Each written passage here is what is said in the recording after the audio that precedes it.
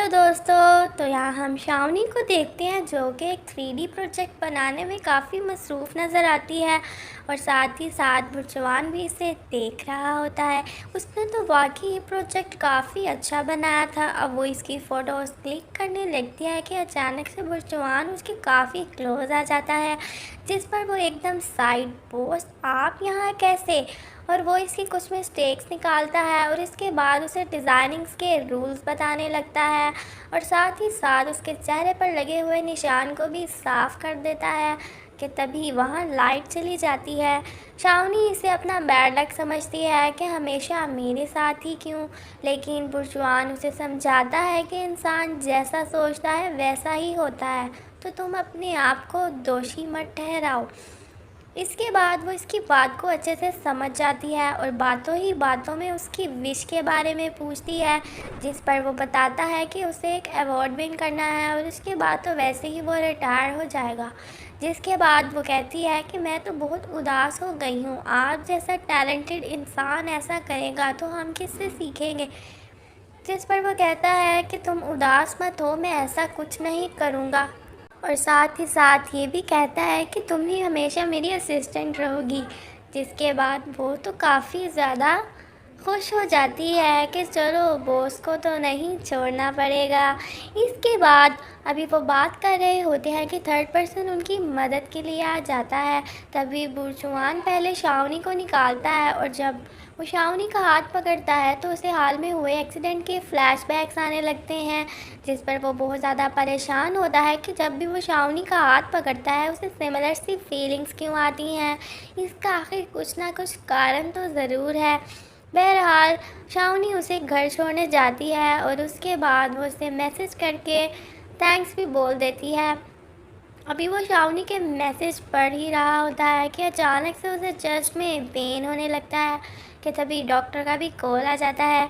वो अपनी फीलिंग्स को डॉक्टर से शेयर करता है कि तभी डॉक्टर कहते हैं कि आजकल तुम्हारा डाटा ज़्यादा ही ख़राब हो रहा है, आखिर इसका कारण क्या है। लेकिन वो इनकी बातों का कोई जवाब नहीं देता और बस ये कहता है कि उसके डाटा को जल्द से जल्द स्टेबल कर दें और फ़ोन कट कर देता है। इधर चैंग रैंग शावनी के ऑफिस पहुंच जाता है और उससे मिन्नतें करता है कि अपनी दोस्त का बता दे। वो उससे मिलना चाहता है। ना ही ठीक से सो पा रहा है और ना ही ठीक से खा पा रहा है। उसके काफ़ी इसरार पर शावनी उसको मैसेज करके फूड कोर्ट पर मिलने बुलाती है और तभी ये भी वहाँ मिलने चला जाता है। इधर काया शावनी से कहते हैं कि वो बुरजुआन का पता करे, वो आज ऑफिस क्यों नहीं आया और वो मेरे कॉल्स क्यों नहीं उठा रहा। जिस पर शावनी स्टफ़ लेकर उसके घर पहुंच जाती है। अब हम दूसरी तरफ देखते हैं कि सुमन बुरजुआन के पेरेंट्स को सी ऑफ करने जाती है कि तभी बुरजुआन की माँ अपने बेटे को लेकर इससे बातचीत करना शुरू करती है। वो कहती है कि तुम्हें तो पता है कि आज तक उसने तुम्हारे और उसके अलावा किसी को दोस्त नहीं बनाया, लेकिन हाल ही में उसकी ज़िंदगी में एक लड़की आई है जो कि है शावनी। वो उसे काफ़ी पसंद करता है लेकिन एक्सप्रेस नहीं कर पाता। मैं माँ हूँ तो जानती हूँ। ये सुनकर वो बहुत ज़्यादा परेशान हो जाती है कि क्या वाकई बुरजुआन शावनी को पसंद करता है। यहाँ यैन शैंगरेंग को देखकर काफ़ी परेशान हो जाती है और समझ आती है कि ये शावनी की मदद से ही यहाँ पर टपका है। वो इस पर तो गुस्सा होती है लेकिन शावनी पर भी बहुत ज़्यादा नाराज़ होती है और इसको रिजेक्ट करके वहाँ से चली जाती है। दूसरी तरफ ये दोनों एक प्रोजेक्ट में काफ़ी मसरूफ़ होते हैं कि अचानक से शावनी के पास मैसेज आता है कि वो उसकी शक्ल दोबारा नहीं देखना चाहेगी, जिस पर वो बहुत परेशान हो जाती है और बुरजुआन भी उसे जाने का कहता है कि अचानक उसकी डायरी वहाँ ही रह जाती है। अब ये यहाँ पर यैन को मनाती है, उससे माफ़ी मांगती है कि मान जाओ आइंदा नहीं करूँगी, जिस पर बहुत मुश्किल से वो मानती है। अब ये दोनों बातें करने लगते हैं कि बातों ही बातों में शावनी कहती है कि चैंगरेंग इतना बुरा लड़का भी नहीं है जिसे तुम इतना चिढ़ती हो, लेकिन उसकी बातों का इस पर कुछ असर नहीं होता और ये कहती है कि वो सिर्फ एक प्ले बॉय है, मैं उसे अच्छी तरह जानती हूँ। इसके बाद अगली सुबह हम शावनी को देखते हैं जो कि अपनी आंट से मिलने हॉस्पिटल जाती हैं क्योंकि वो डिस्चार्ज हो चुकी हैं।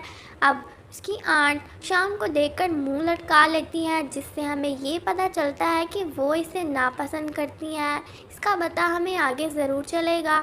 अब यहाँ पर चैंग रैंग ड्रंक हालत में परचुआन के घर आता है। उसे कहता है कि आखिर यैन मुझे नापसंद क्यों करती है, वो तो मुझे देखना तक गवारा नहीं करती। इसके बाद वो काफ़ी परेशान होता है, तो इससे ही हक कर लेता है और तभी वो कुछ दिनों से सोया नहीं होता, तो वहाँ ही सो जाता है। इसके बाद हम नए घर में देखते हैं कि आंट ने शावनी और उसके डैड का फ़ोटो देखा था, जिसके बाद उनके एक्सप्रेशंस काफ़ी चेंज हो जाते हैं। वो ये नहीं जानती कि जिस घर में वो और ग्रैंड माँ रह रही हैं वो शावनी का ही है। अब यहाँ पर बुरजुआन यैन को लिटाता है कि तभी उसकी नज़र उस डायरी पर पड़ती है। वो उस डायरी को रीड करने लग जाता है। इधर तो आंट घर जाने का कहती है, लेकिन शावनी उनको मनाती है कि वो ना जाएं, क्योंकि वो शाउन और उसके डैड को नापसंद करती है।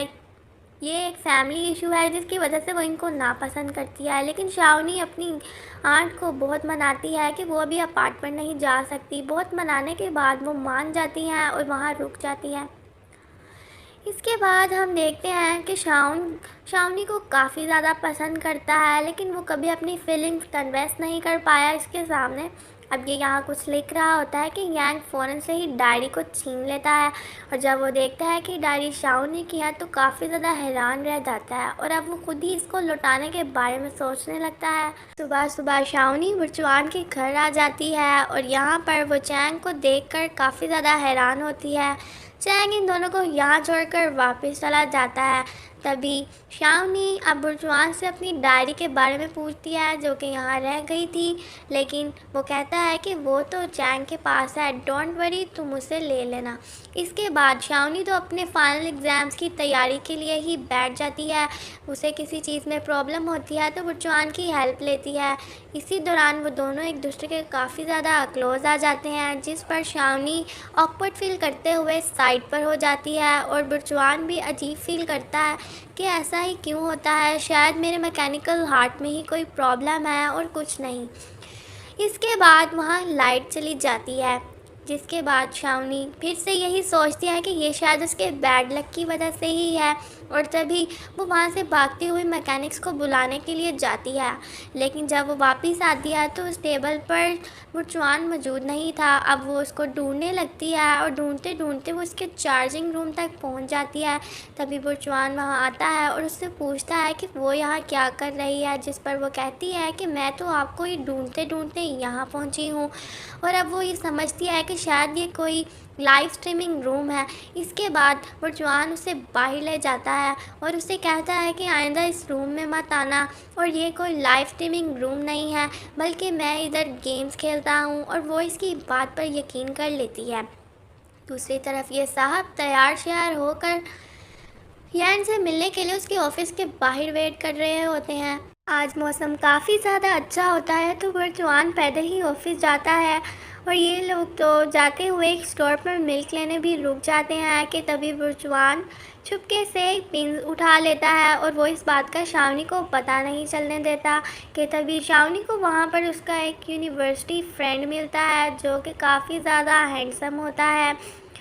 इसके बाद शावनी अब बुरजुआन से भी अपने उस फ्रेंड के बारे में बात करना शुरू करती है। वो बताती है कि वो यूनिवर्सिटी में भी काफ़ी पॉपुलर हुआ करता था, लड़कियां उसके पीछे पागल थी। ये सब सुनने के बाद बुरजुआन काफ़ी जेलस फील करता है। यहाँ यैन चैंग को बैठा हुआ देख लेती है। अब वो उससे मिलना नहीं चाहती, इसलिए वहाँ से छुप कर निकलने की कोशिश करती है, लेकिन ये साहब तो उसे देख लेते हैं। फिर क्या, ये उसका पीछा करना शुरू कर देते हैं। उधर बुरजुआन ऑफिस में उन पिन्स को ही देखे जा रहा होता है और सोचता है कि किस बहाने से इसे शावनी को दिया जाए। वो अपने वर्क पर भी कंसंट्रेट नहीं कर पा रहा था, और इधर ये तो उसे फ्लर्ट करते करते जिम तक पहुंच जाते हैं, जिसके बाद इनकी हालत काफ़ी ज़्यादा ख़राब दिखाई देती है। और फिर ये रोना धोना लेकर बुरजुआन के घर पहुंच जाते हैं और उससे कहता है कि आज तो एक्सरसाइज कर कर मेरी हड्डियां टूटने लगी हैं। इधर बुरजुआन तो पहले ही जेलिस बैठा था। वो ये फ़ोटो दिखाकर पूछता है कि क्या ये मुझसे ज़्यादा हैंडसम है, जिस पर वो भी आगे से कह देता है कि हाँ, ये तुमसे ज़्यादा हैंडसम है। जिस पर जिस पर बुरजुआन साइड पर चला जाता है और कहता है कि तुम मेरे दोस्त नहीं दुश्मन हो। अगले दिन ये काफ़ी ज़्यादा हिम्मत करके वो पिन शाओनी को पकड़ा ही देता है और कहता है कि ये पिन मिल के साथ फ्री मिली थी। जिस पर वो सोचती है कि पहले तो ऐसा नहीं हुआ कभी। बहरहाल वो पिन लगाती है, जिसे देख कर बुरजुआन काफ़ी स्माइल करता है। अब ऑफिस में सुमन वो पिन देख लेती है और वो सोचती है कि ये पिन तो उसने बुरजुआन के ऑफिस में देखी थी। क्या इसका मतलब ये है कि क्या वाकई ये दोनों डेट कर रहे हैं?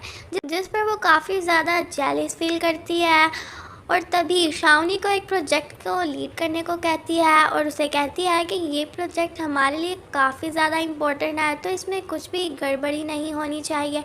और इसके साथ ये एपिसोड यहाँ ही ख़त्म हो जाता है। Thanks for watching.